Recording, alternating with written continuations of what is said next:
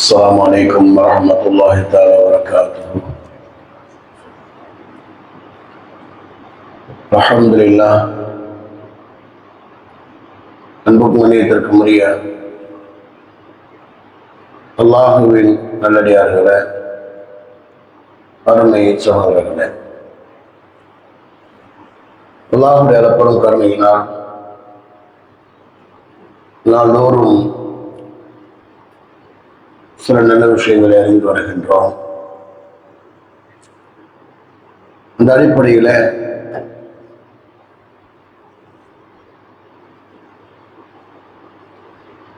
மகன்கள் 5 வகையாக இருக்கின்றார்கள். அதில் 3 வகையான மகன்களாக எந்த மகனும் இருக்கக்கூடாது.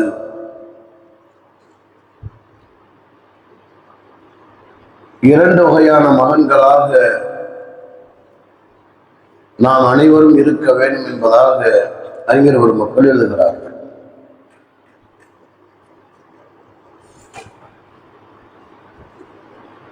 இந்த உலகத்தில் பிறக்கின்ற எல்லா பிள்ளைகளையும் அல்லாஹ்தான் படைக்கின்றான் என்று இருந்தாலும் அவர்கள் இந்த உலகத்துக்கு வருவதற்கு பெற்றோர்கள் தான் காரணமாக இருக்கின்றார்கள். பெற்றோர்களுடைய துணையின்றி குழந்தைகளை அல்லாஹ்வால் உருவாக்க முடியும் என்று இருந்தாலும் கூட அல்லாஹ் தஆலா இந்த உலகத்தை காரண காரியங்களை கொண்டு இயக்குகின்றார். அதனால்தான் அறிஞர் பெருமக்கள் சொல்வார்கள், அத்துன்யா ஹிக்மத்துன் வல் உஹரா குத்ரத்துன். இந்த உலகத்தை அல்லாஹ் தஆலா காரண காரியங்களை கொண்டு இயக்குகின்றான். மறுமையை தன்னுடைய வல்லமையை கொண்டு அல்லாஹ் தஆலா நடத்துகின்றான். இந்த 2 உலகத்தையுமே அல்லாஹ் தான் நடத்துகின்றான். ஆனால் இந்த உலகம் என்பது காரண உலகம். உதாரணமாக மனிதர்களுக்கு கனி கிடைக்க வேண்டும் என்றால், ஒரு பழம் கிடைக்க வேண்டும் என்றால், ஒரு விதையை போட்டு அதில் தண்ணியை ஊற்றி அது கொஞ்சம் கொஞ்சமாக வளர்ந்து வந்து அப்புறம் என்ன செய்யணும், அது பூவாகிறது, காயாகிறது, கனியாகிறது. இது உலகத்தின் நடைமுறை. மறுமை நாளை பொறுத்த வரைக்கும் அதே கனி ஒருவருக்கு கிடைக்கும். அவர் என்ன வேணும்ன்றால் அது உடனே கிடைக்கும். அங்கே உருவாக்குதல் என்பது கிடையாது. ஒரு மரத்தை வச்சு தண்ணி ஊத்துறதெல்லாம் கிடையாது. எந்த கனி கேட்கிறாரோ அது கிடைக்கும். அப்ப மறுமை நாளை பொறுத்த வரைக்கும் அல்லாஹ் தஆலா தன்னுடைய வல்லமையை கொண்டு அல்லாஹ் உருவாக்குகின்றார். அது சாத்தியம் என்பதை அல்லாஹ் தஆலா தன்னுடைய மோஜிசாவாக இந்த உலகத்தில் அல்லாஹ் தஆலா சில நேரத்தில் நிகழ்த்தியும் காண்பிக்கின்றார். ஜக்கரியா அலைஹிஸ்ஸலாம் இடத்திலே மரியம் அலைஹிஸ்ஸலாம் வளர்ந்து வருகிறார்கள். மேலே மாடியிலே தனி அறையிலே வளர்ந்து வருகிறார்கள். சூரத் ஆல இம்ரான் அல்லாஹ் சொல்றார். ஜக்கரியா அலைஹிஸ்ஸலாம் ஒரு தடவை அந்த அறைக்கு செல்கிறார்கள். அந்த இடத்திலே வஜத இன்தஹா ரிஸ்கா, ஒரு கனியை பார்க்கிறார். மரியம் அலைஹிஸ்ஸலாம் ரொம்ப கனி இருக்கு. இது எப்படி உனக்கு கிடைத்தது? அன்னாலிக்கு ஹாரா எப்படி கிடைத்தது? நான் உனக்கு தரவில்லை, வேறு யாரும் இங்கு வர முடியாது. இந்த காலத்தில் இது கிடைக்கின்ற பழமும் இல்லை, எப்படி கிடைக்கும்? காலத்துவம் இல்லை, இது அல்லாஹ் எனக்கு கொடுத்தது என்பதாக சொன்னார். இப்ப அல்லாஹ் தஆலா தன்னுடைய வல்லமையை கொண்டு என்ன செய்கின்றான்? இந்த உலகத்தை அல்லாஹ் தஆலா இயக்குகின்றான். ஹுபைப் அலைஹிஸ்ஸலாம் அவர்கள் கைது செய்யப்பட்டு என்ன செய்கிறார்கள்? அடைக்கப்பட்டிருக்கிறார்கள். அவருக்கு உணவு கொடுக்கப்படவில்லை, தண்ணீர் கொடுக்கப்படவில்லை. அவன் என்ன சொன்னாங்க? தூக்குமரத்தில் என்ன சொல்றான் அப்படின்னா, அந்த சித்திரவதை அவர்கள் பண்ணுகிறார். உணவு கொடுக்கல, தண்ணி கொடுக்கல. ஆனா கடைசியில பாத்தீங்கன்னா ஒரு நாள் அந்த இடத்துக்கு அந்த எஜமானன் செல்கின்றான். செல்கிற நேரத்தில் செஞ்சாங்க, ஒரு கனியை அறுத்து சாப்பிட்டு இருந்தான். ஆச்சரியப்பட்டு போனாங்க. கேட்டாங்க, எப்படி உனக்கு கிடைத்தது? நாங்களும் உனக்கு உணவு தரலையே, தண்ணி தரலையே. அல்லாஹ் எனக்கு கொடுத்தாங்க சொன்னார். நீண்ட ஒரு வரலாறு, ஹுபைபுடைய வரலாறு. இந்த உலகத்தில் அல்லாஹ் தஆலா செய்கின்றார், தன்னுடைய வல்லமையை வெளிப்படுத்தி காண்பிக்கின்றான். ஆனால் இந்த உலகத்துடைய நிதர்சனம் என்னவென்றால் அல்லாஹு தஆலா காரண காரியங்களை கொண்டால் இயக்குகின்றான். அதே நேரத்திலே தன்னுடைய வல்லமை அல்லாஹு தஆலா எப்படி நிரூபிக்கிறான்? பெற்றோர் இல்லாமல் கூட குழந்தையை உருவாக்க முடியும். ஆதம் அலைஹிஸ்ஸலாத்தை எல்லாம் உருவாக்கி காண்பிக்கிறான். அது மாதிரி தாய் மட்டும் போதும், தந்தை தேவையில்லை. ஈசா அலைஹிஸ்ஸலாத்தை உருவாக்குகின்றான். தந்தை மட்டும் போதும், தாய் தேவையில்லை. ஹவ்வா அலைஹிஸ்ஸலாம் உருவானார்கள். ஆதம் அலைஹிஸ்ஸலாம் கணவரும் அவர்தான், தந்தையும் அவர்தான். அவருடைய விலாயத்தால் உருவாக்கப்பட்டாங்க. இந்த உலகத்திலே அல்லாஹ் தஆலா தன்னுடைய வல்லமை சில நேரத்தில் வெளிப்படுத்தினாலும் கூட இந்த உலகத்தை அல்லாஹ் தஆலா காரண காரியங்களை கொண்டு இயக்குகிறார். அந்த அடிப்படையிலே தான் இந்த உலகத்தில் பிறக்கின்ற பிள்ளைகள் அவரை அல்லாஹ் தான் படைத்தான் என்று இருந்தாலும் கூட அவர் இந்த உலகத்துக்கு வருவதற்கு காரணமாக இருக்கக்கூடியவர் பெற்றோர்கள். சரி, இந்த பெற்றோரிடத்திலே பிள்ளைகள் எப்படி நடந்து கொள்கிறார்கள் என்பதை கவனித்த அறிஞர் பெருமக்கள் இந்த பிள்ளைகள் 5 வகையாக இருப்பதாக எழுதுகிறார்கள். இந்த உலகத்தில் 5 வகையான பிள்ளைகள் இருக்கிறார்கள். எந்த அடிப்படையில? பெற்றோரிடத்திலே நடந்து கொள்கின்ற நல்ல பண்புடைய விஷயத்திலே 5 வகையாக இருக்கிறார்கள். இதிலே 3 வகையான பிள்ளைகளாக யாரும் இருக்கக்கூடாது. முதலாவது சொல்றாங்க, அஹதுஹுமா லா யஃஅலு மா யஅமுருஹு பிஹி வாலிதாஹு ஃபஹாதா ஆக்கும். முதல் வகையான பிள்ளைகள் யார் அப்படின்னா, பெற்றோர் எதை அவனுக்கு ஏவுகின்றார்களோ சொல்லுகிறார்களோ அதை செய்யவே மாட்டான். அப்ப அதை செய்ப்பா, இதை செய்ப்பா, நேரு மாற்றமா இல்லப்பா. பெற்றோர் சொல்ல காதே வாங்க மாட்டான். அப்படியே சொன்னாலும் கூட அவன் செய்யவே மாட்டான். இவன் தான் ஆக்குல் வாலிதை, பெற்றோரை துன்புறுத்தக்கூடியவன். இவன் தான் மிகப்பெரிய பாவியாக இருக்கிறான். இவன் எந்த அளவுக்கு பாவி அப்படின்னு கேட்டா, இவன் சொர்க்கம் நுழைய மாட்டான் பெருமானார் சொல்வார். சொர்க்கம் செல்லாத மனிதர்களுடைய பட்டியலை பெருமானார் கூறுகிற நேரத்திலே இவன் சொர்க்கம் செல்ல மாட்டான் என்பதாக சொல்வார்கள். இவன் என்னதான் இபாதத் செய்தாலும் கூட பெற்றோருடைய மனதை புண்படுத்தக்கூடியவன் சொர்க்கம் செல்ல மாட்டான். இன்னும் சொல்ல போனால் விசேஷமான இரவுகளிலே கூட இவருடைய துவா கபூல் ஆகாது. பராத்துடைய இரவிலே 17 வகையான மக்களுடைய துவா கபூல் ஆகாது என்பதாக பெருமானார் சொல்வார். துவாக்கள் ஏற்றுக்கொள்ளப்படக்கூடிய அந்த இரவிலே கூட சிலருடைய துவா ஏற்றுக்கொள்ளப்படாததாக பெருமானார் கூறுகிற நேரத்தில் சொல்லுவாங்க, அவனுடைய துவாவும் பெற்றோருடைய மனதை புண்படுத்தியவனுடைய துவாவும் கபூல் ஆகாது என்பதாக சொல்வார். விரிவான தலைப்பு சுருக்கமா உங்களுக்கு சொல்றேன்.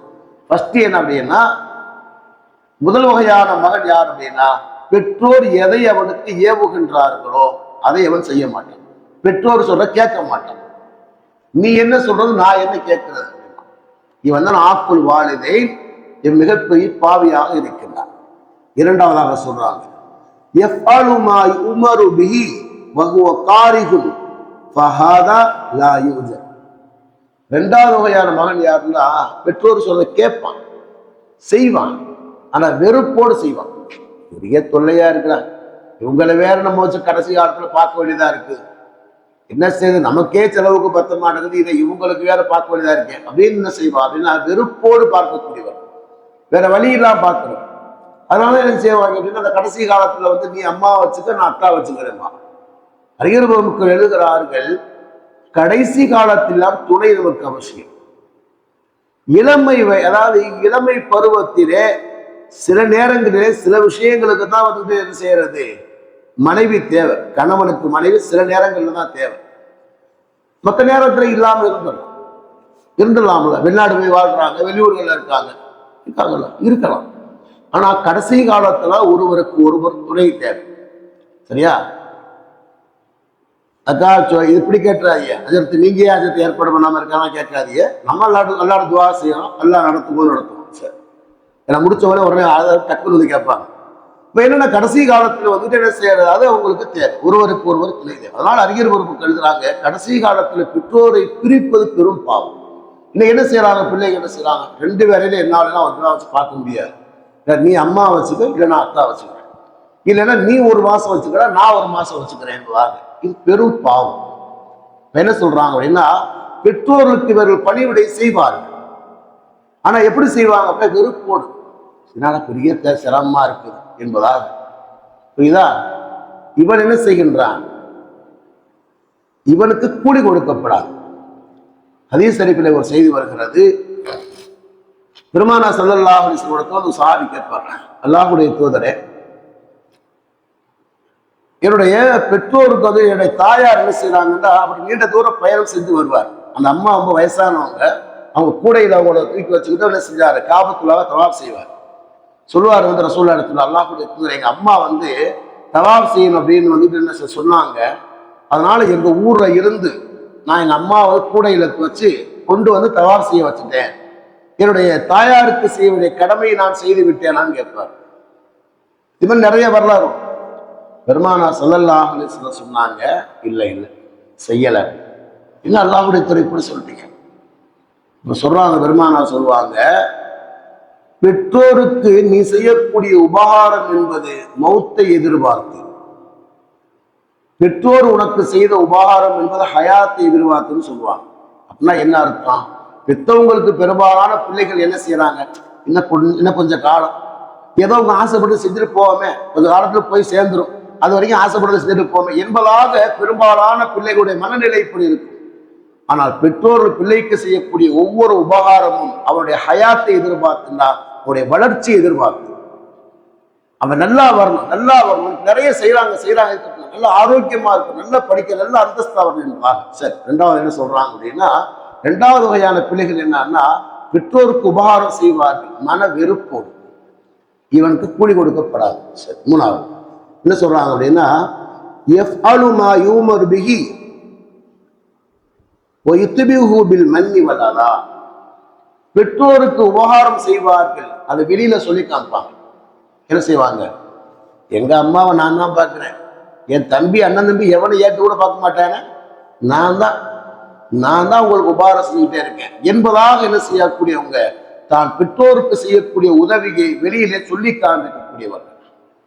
அல்லது அந்த பெற்றோருக்கு உபகாரம் செய்தாலும் கூட அவர்களை நோவினைப்படுத்தக்கூடியவங்க, அவங்களை வந்து மனசை புண்படுத்தி என்ன செய்யறது, உபகாரம் செய்யறது. அவங்க ஏதாவது கேட்கிறாங்க, உங்களுக்கு வேற வேலையே இல்லைங்க, எதையாவது கேட்டுக்கிட்டே இருக்கீங்க, அவனுக்கு இருக்கிற டென்ஷன்ல நீங்க வேற அதை வேணும் இதை வேணும் அதை செய் இதை செய் அப்படின்னு சொல்லிட்டு என்ன செய்யறது, அவங்களுடைய மனசை புண்படுத்துறது.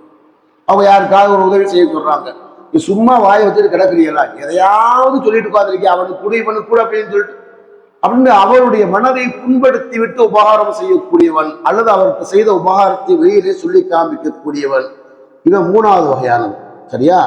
இவனும் என்ன செய்கின்றான், பாவியாக இருக்கிறான். இவன் பாவியாக இருக்கான். சரி, நாலாவது சொல்றாங்க என்னன்னு கேட்டா, பெற்றோர் எதை ஏவுகின்றார்களோ அதை செய்யக்கூடியவன், இவனுக்கு கூலி உண்டு. பெற்றோர் என்ன சொல்றாங்களோ அப்படியே கேட்டுக்கிறோம், அதை அப்படியே கேட்டு அப்படியே செய்யக்கூடியவன், பெற்றோருடைய சொல்லை அப்படியே கேட்டு கீழ்ப்படி நடக்கக்கூடியவன், இவனுக்கு கூலி கொடுக்கப்படுகிறது. சரியா? மேலே சொன்ன மூணு வகையானவனாக இருக்கக்கூடாது. நாலாவது வகையானவன் என்ன, பெற்றோர் என்ன சொன்னாலும் சரி, சொல்ல என்ன செய்வான் அப்படியே கேட்பான், அப்படியே செயல்படக்கூடிய நாலாவது வகையான மனிதன், இவனுக்கு கூலி உண்டு. ஐந்தாவது மனிதன் தான் மிகச்சிறந்த மனிதன். நாலாவது சிறந்தவன், ஐந்தாவது மிகச்சிறந்தவன். மிகச்சிறந்தவன் யார் அப்படின்னா, யஃஅலு மா யுரீது வாலிதாஹு கப்ல யுமராஹு. பெற்றோர்கள் ஒரு விஷயத்தை சொல்வதற்கு முன்னால் அவருடைய எண்ண ஓட்டத்தை, அவருடைய விருப்பத்தை அறிந்து செயல்படக்கூடியவன், இவன் தான் பிர்ருல் வாலிதே. ஹதீஸ்ல எல்லாம் வரும் இல்லையா, ஹதீஸ்ல தட்டியா பிர்ருல் வாலிதே, பெற்றோருக்கு உபகாரம் செய்யக்கூடியவனா வருவான். அதெல்லாம் என்னன்னா, பெற்றோர்கள் சொல்ல தயங்கக்கூடிய விஷயத்தை நம்ம அதை கேட்போமா வேணாமா என்பதாக யோசித்தால் அதை அவன் அறிந்து என்ன செய்யக்கூடியவன், செயல்படக்கூடியவன், இவன் தான் உயர்ந்தவனாக இருக்கிறான். ஏன்னா அவங்க என்ன யோசிப்பாங்க, சில நேரத்துல நம்ம பிள்ளைகிட்ட கேட்போமா வேணாமா. இன்னொரு விஷயம் தெரியுமா, ஒரு பிள்ளைகள் பெற்றோரிடத்துல எந்த விஷயத்தையும் என்ன செய்வான், உரிமையா கேட்பான். ஆனா பெற்றோர்கள் வந்து பிள்ளைகளிடத்தை வந்து உரிமையா கேட்க முடியாது. ஏன்னா அதுல இன்னும் சொல்ல போனா தந்தை வந்து கேட்க முடியாது. ஏன்னா தந்தை கொடுத்தே பழகினாரு பாருங்களேன், கடைசியில ஒரு கஷ்டம் அல்லாத மாதிரி நிலைமை வரக்கூடாது. பிள்ளைகளுடைய கையை எதிர்பார்க்கக்கூடிய அளவு நமக்கு வந்துடவே கூடாது. ஏன்னா நம்ம எதை விரும்புறோமோ அதை வந்து கேட்கறதுக்கு நமக்கு சங்கடமா இருக்கு, கேட்க சங்கடமா. ஆனா அவன் எப்படிப்பட்டவனா இருக்கான் அப்படின்னா, நம்முடைய விருப்பத்தை கூட நிறைவேற்றக்கூடியவன் அவன் இருந்து விட்டால் இவன் தான் பிர்ருல் வாலிதேன், இவன் தான் மிகப்பெரிய சிறந்த மனிதனாக இருக்கின்றான், இவனுக்கு நிறைய கூலிகள் உண்டு என்பதாக பெருமானார் ஸல்லல்லாஹு அலைஹி வஸல்லம் சொன்னார்கள். அல்லாஹு தஆலா வாழும் காலத்திலேயே பெற்றோருக்கு உபகாரம் செய்யக்கூடியவர்களாக இருக்கின்ற பிள்ளைகளா அல்லாஹ் நம்மை ஆக்குவானாக, நம்முடைய பிள்ளைகளை ஆக்குவானாக.